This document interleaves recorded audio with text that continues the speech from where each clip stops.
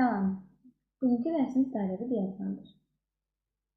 Dairəvi diaqram nədir? Dairəvi diaqram verilən hissələrin ekrana məlumatı təqdim etmək üçün istifadə edilən əlverişli qrafik formadır. Yəni, məlumatlar bizə hissə ilə verilərsə, biz qrafik forma olaraq dairəvi diaqramdan istifadə edəcəyik. Dairəvi diaqramda Aytən xanımın bir ay ərzində xəstəlik təsvir olunmuşdur. Baxırıq, müxtəlif rənglər üçün xəstəlik yazılıbdır və altda qeyd edilmişdir. Göy rəngli kifayə haqqıdır, qəhvəyi rəng ərzaqdır, boz rəng kommunaldır, sarı rəng yol xərcləridir və mavi rəng digər xərcləri bildirir. İndi suallara cavab verir. Aytən maaşının böyük hissəsini nə üçün istifadə edir? Hissələrə baxırıq, bu hissələr üzərində ən böyük hissə kirayə haqqı olan hissəyə əhatə edir. Baxırıq ki, bu hissə ən böyükdür.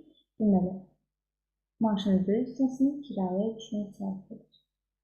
Onun aylıq xərclərində ən az yer tutan hansı hissədir?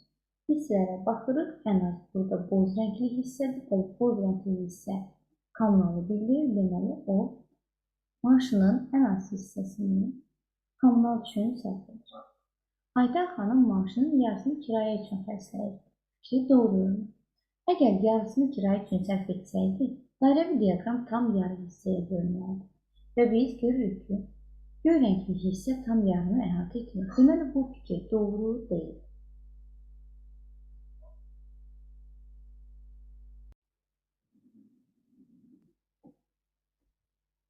Digər bir nümunəyə baxaq.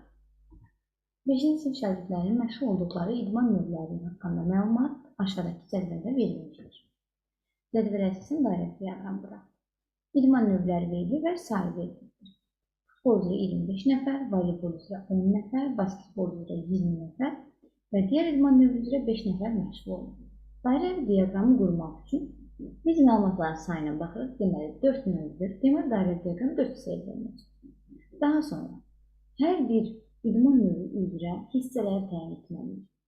Bunun üçün ümumi sayını baxırıq. Deməli, cəmi 20, 60 nəfər var. 25, 10, 20 və 5-i toplayırıq. 60 nəfər şagird arasında demək ki, biz dairəvi diaqram qurmalıyıq. Futbol üzrə olan hissəni təyin etmək üçün 25 nəfər, 60 nəfərin 60-da 25 hissəsidir. Bu 12-də 5-ə bərabərdir.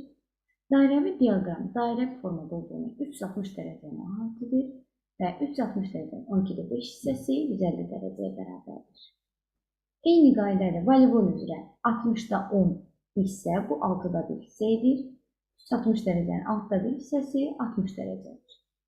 Basketbolun və digər idman növü üzrə məşğul olmalarında dərəcə və hissələrini bu şəkildə qeyd edirik.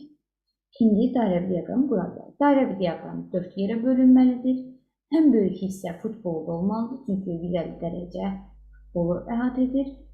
Daha sonra basketbol, ən az olan hissə isə digər idman növlərdə məşğul olmalıdır.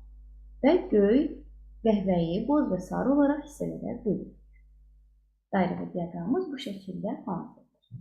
Deməli, bu hissə futboldur. Bu hissə voleybolla məşğul olanlardır.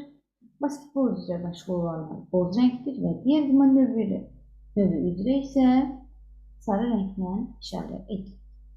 Diqqətinizə görə təşəkkür edirəm.